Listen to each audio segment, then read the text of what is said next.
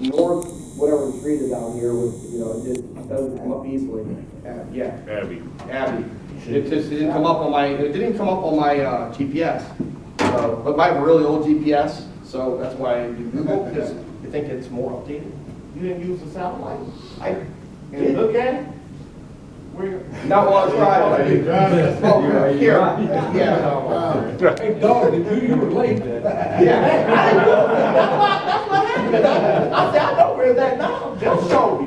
I say, thanks a lot, Jeff. I was out there turning around and somebody parked. But automatic pilot happens. That's what I'm getting into. People get completely distracted. You're thinking about what's going on. You're putting your fantasy football team together in your mind for the weekend. You're doing whatever. You know what I mean? So you're not focused on the job at hand, whether that job's driving, whether that job's pouring concrete, whether that job's listening to your wife. What did you say, honey? You know what I mean? So it is what it is.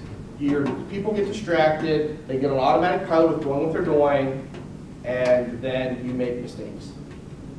So driving is the easiest one to explain, because I guarantee everyone in here has been on zombie mode, just not knowing where they're at. Next thing you know, you're 3 miles past your exit, thinking, man, I don't know how I missed it. So that does happen.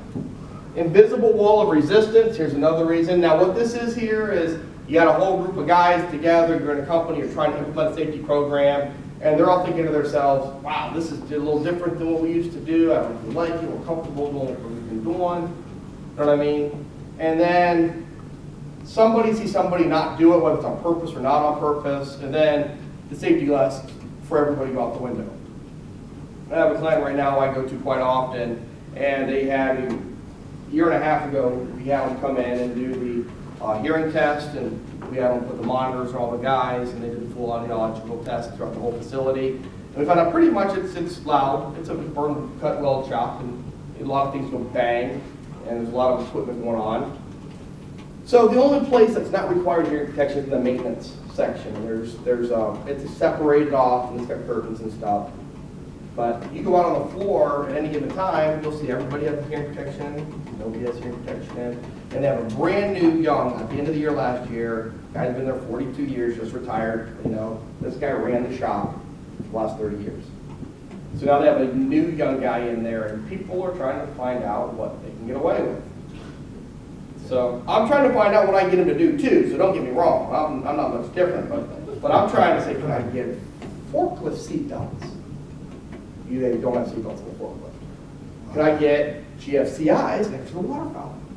So I'm slowly trying to get my list of stuff done, because he's new and young and still wants to make everybody happy, and I figure that's going to last about 6 months at best. So as much as I can get done over the next 5 months is, you know, what's going to happen there.